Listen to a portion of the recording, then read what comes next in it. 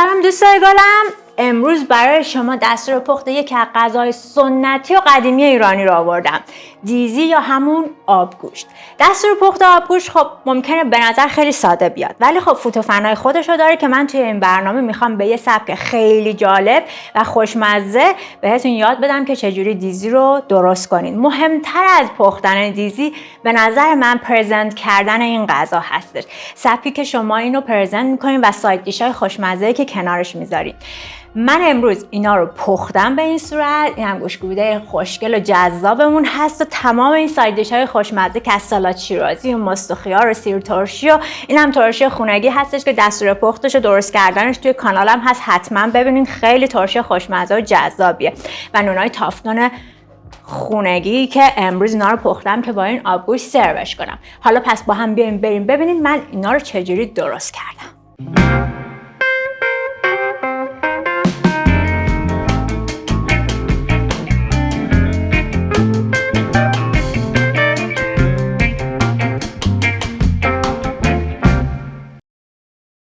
آبگوشت یا دیزی یکی از سنتی ترین غذاهای ایرانیه که توی هر شهری به یه سبک سیاق خاصی درست میشه. هر کسی خب یه اسم دیگه ای روش میذاره و تهرونیا بهش میگن دیزی. همون دیزی که تو قهوه‌خونه‌های قدیمی درست میشد و توی این ظرفای مخصوص سرو میشد. امروز من میخوام براتون دیزی درست کنم. درست کردن آبگوشت یا دیزی خب به نظر ساده میاد، ولی فوت و فنای خودشو داره. موادی که برای درست کردنش احتیاج داریم همیناست. من برای درست کردن دیزی آبگوشت از گوشت گردن استفاده میکنم. گردن گوسفندی. به نظر میاد که قسمت‌های لذیذ گوسفندی که باهاش میشه یا آبگوشت خیلی خوشمزه درست کرد. پیاز احتیاج داریم، سیب زمینی، گوجه فرنگی و آف کورس نخود و لوبیا. نخود خیس خورده و لوبیای سفید خیس خورده که مقداری که من الان برای این آبگوشت یا دیزی در نظر گرفتم، اینو من دیروز خیس کردم، چند بار آبشو عوض کردم و حدوداً 1 لیوان میکس نخود و لوبیای سفید بعد از خیس خوردن 1 لیوان به نظرم کافی هستش. خیلی نباید بریزیم. من اینجا گندم نیمپز دارم. گندم حدودا من همیشه 1 قاشق به آبگوشت اضافه میکنم. گندم باعث میشه که یه لعاب خیلی خوشمزه‌ای به آب دیزی یا آب گوشت بده. خیلی خوبه، حتما استفاده کنید، شما هم دوست خواهید داشت. میتونید از رب استفاده کنید یا مثل من از پوره گوجه فرنگی. من خیلی خودم رب دوست ندارم، برای همین این پوره گوجه فرنگی غلیظه که من از این استفاده میکنم. برای ادویه ها نمک و فلفل سیاه، 1 قاشق چایخوری پر پودر لیمو دارم، زردچوبه دارم و اینم ادویه ها و فلفل تند سیر هست و یه تیکه کوچیک چوب دارچین هست که اینا رو داخلش میریزم برای اینکه بوی گوشت گرفته بشه و بعد درش میارم. درست کردنش هم آسونه، فقط گفتم فوت و فنای خودشو داره. یه نکته هست بابت نخود و لوبیا. خب غلات و نخود و لوبیا مخصوصا خیلی نفاخ هستن. برای اینکه شما این مشکل رو حل کنید خب چند بار باید بجوشونید یا میگن آبش عوض کنید و یا میتونید یه کار دیگه که بکنید. اولش که میخواین اینو خیس کنید توش یه تیکه خیار بذارین، یه قل بزنه با خیار، یه کم کمون اون خیار رو در بیارین، آبش رو عوض کنید و به این صورت شما میتونید خیلی اینو اون حالت نفخه که توی نخود لوبیا هست رو بگیره. حالا برای درست کردن این ابتدا من میخوام کف این گوشت رو بگیرم. گوشتم تمیزش کردم، یه تیکم چربی یا دنبه گوسفندی دارم که قبل از اینکه موادم رو با هم مخلوط کنم میخوام که اول، چون وقتی این میپزه اول روش یه کفی داره، اون کف رو ازش بگیرم. برای همین آب جوش آوردم و این تیکه‌های گوشت رو 1 دقیقه میذارم توی این آب جوش که اون کف روش رو جمع کنم و بعد توی اون ظرف مد نظرم اینا رو درستشون کنم.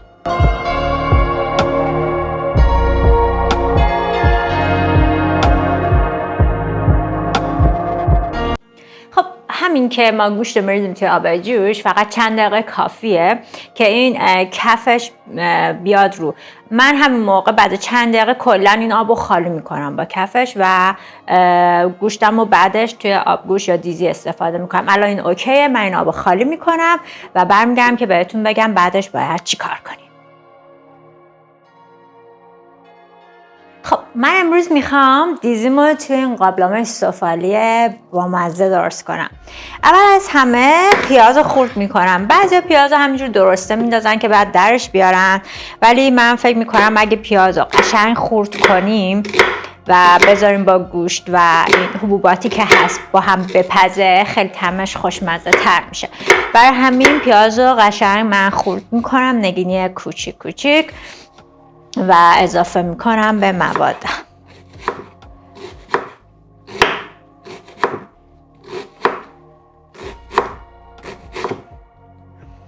آبگوشت یا دیزی که 2 مرحله درست میشه به نظر من، یعنی من سبکی که من درست میکنم و فکر میکنم که خیلی خوشمزه تر میشه اینطوری. ما الان داریم مرحله اول درست کردن یا پختن دیزی رو با هم دیگه انجام میدیم.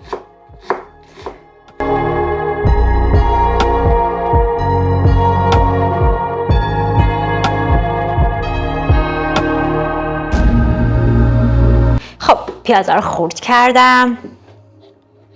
پیازا رو میریزم توی این قابلمه سفالی که دارم. شما میتونید از هر ظرفی استفاده کنید، حتی میتونید توی زودپز بپزین که سریعتر هم آماده بشه. من امروز میخوام توی این درست کنم.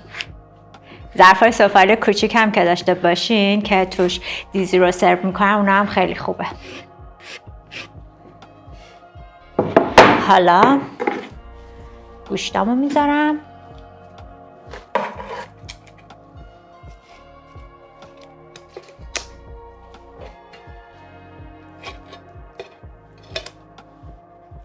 گوشت دارم که دیدین چند دقیقه توی آب جوش گذاشتم. کف گوشت رو گرفتم، دوبارم که اضافه میکنم.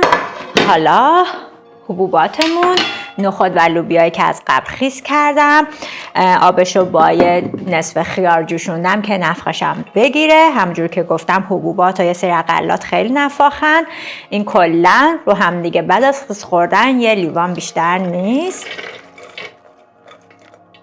اینم اضافه میکنم.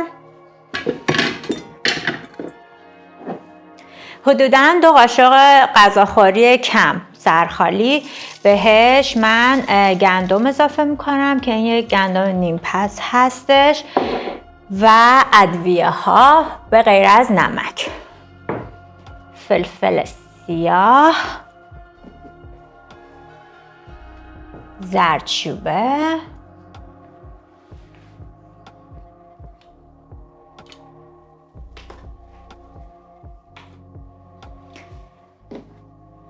یه قاشق چایخوری پودر لیمو، خیلی نه، حتی میتونید مثلا یه دونه لیمو هم استفاده کنین که دوست دارین. اینجا من یه سری ادویه دارم که میخوام اضافه کنم بهش، ولی بعداً از توی آبگوشت یا دیزی درش بیارم. 2 تا فلفل تند، 3 تا حب سیره و یه تیکه کوچیک چوب دارچینه.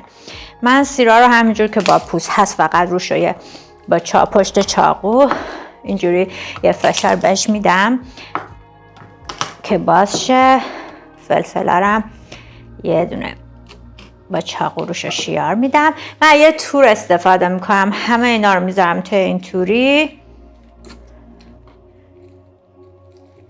درشو میبندم. اینطوری طعم اینا داخل آبگوشت میره، ولی خب بعدا من خیلی راحت میتونم اینو از توی آبگوشت درش بیارم. به این صورت میذارم اینجا، روش آب میریزم، همین.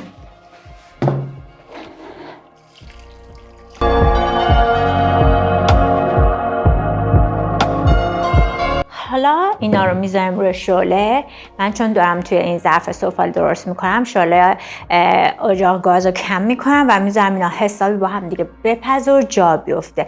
مرحله دوم بقیه مواد رو بعد اضافه کنیم و به هر حال تکنیک های خاصی داره که آبگوشتتون خیلی خوشمزه تر و لذیذ تر بشه. من اینو میذارم روی گاز، حدوداً 2 تا 3 ساعت طول میکشه که این حسابی مغز پخت بشه و بعد در خدمتتون هستیم. خب این حدوداً الان نزدیک 3 ساعتی هستش که پخته و کاملا حبوبات و گوشت پخته شده. 99% اوکی. الان میرسیم به مرحله دوم پخت این آبگوشت که در واقع مزه دار کردنشه. برای مزه دار کردنش من یه کم نزدیک یه قاشق غذاخوری روغن ریختم توی این ماهیتابه. حالا اون تیکه دنبه‌ای که یا چربی‌ای که داشتیم و از توی آبگوشت در میارم.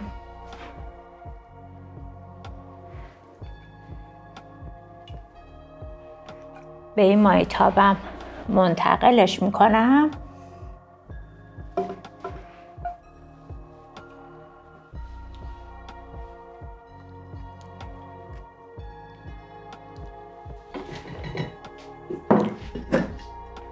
حالا من برای مزه‌دار کردن این دنبه و این دیزی از دم پیازچه استفاده میکنم که این آپشنال هست، یعنی اگر دوست ندارین میتونید نریزین یا حتی میتونید از پیاز استفاده کنین، ولی واقعا دم پیازچه یه طعم خیلی خوبی میده و اینکه آبگوشم و دیزی رو هم یکم خوشگلش میکنه. ولی میگم اگر دوست ندارین میتونین استفاده نکنین. برای همین من توی مواد اولیه‌ای که بهتون گفتم در مورد دم پیازچه چیزی نگفتم. من یکم از این دم پیازچه هم خورد میکنم. قبل از اینکه به این چربی یا دنبه گوسفندی اینا رو اضافه کنم، این دنبه رو باید بکوبم. قشنگ جوری با یه گوشتکوب اینو میکوبیم.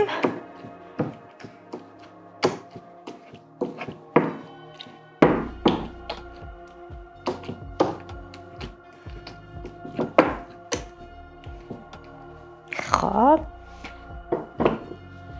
یکم هم دم پیازچه بهش اضافه میکنم.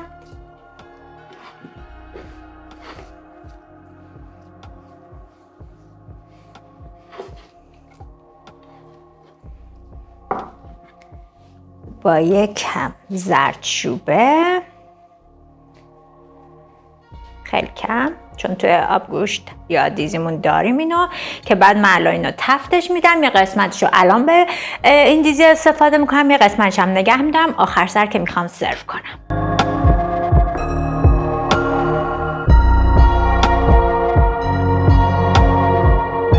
شما میتونید اصلا دم پیازچه رو اضافه نکنیم، ولی مثل من اون چربی یا دنبه گوسفندی رو همجور که من کوبیدمش یه تفتی بدین و توی این مرحله در واقع شما مزه چربی این دنبه گوسفندی رو میگیرین.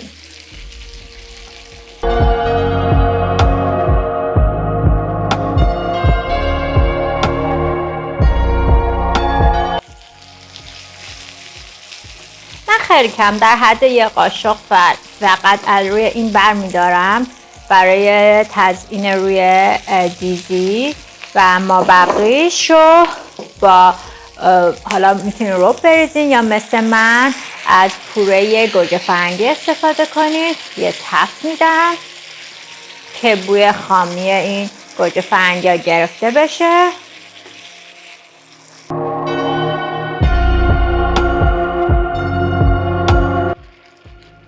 یکم که این بوی گوجه فرنگی یا بوی ربتون گرفته شد، اینو به دیزی اضافه میکنید. وقتی این کار میکنید خیلی دیزی خوش رنگ میشه و در واقع اون یه طعم خوبتری میگیره تا قبل. مثلا بعضی از اول این گوجه رو یا ربو بهش اضافه میکنن که اونطوری به نظر من خیلی بو چربی میگیره و این طعم گوجه فرنگی از بین میره، ولی با این روش شما یه دیزی خیلی خوش رنگ دارین و اینکه طعمش خیلی بهتر هست. الان این کافیه و من اینو به این دیزی اضافه میکنم.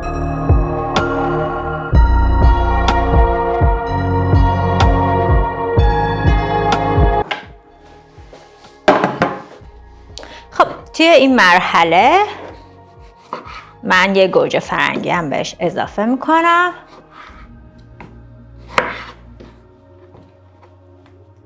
همینجوری یه 4 تا برش بزرگ زدم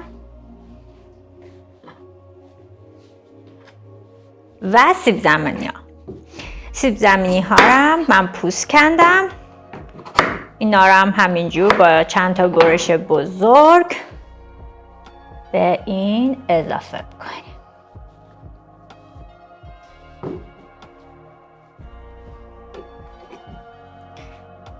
البته من خودم فکر میکنم که 2 تا سیب زمینی خیلی براش بزرگه، زیاد هست، ولی باز به تیست خودتونه. من به نظرم 1.5 برای این آب گوشت من، تازه یه دونش هم به نظرم کافی بود، ولی حالا من 1.5 بهش اضافه میکنم و در نهایت هم نمک.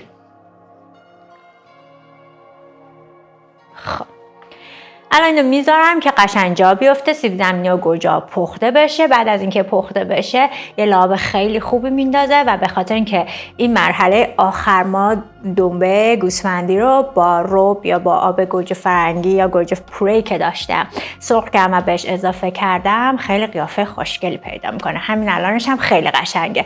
میریم که این آماده بشه و سروش رو با هم دیگه ببینیم.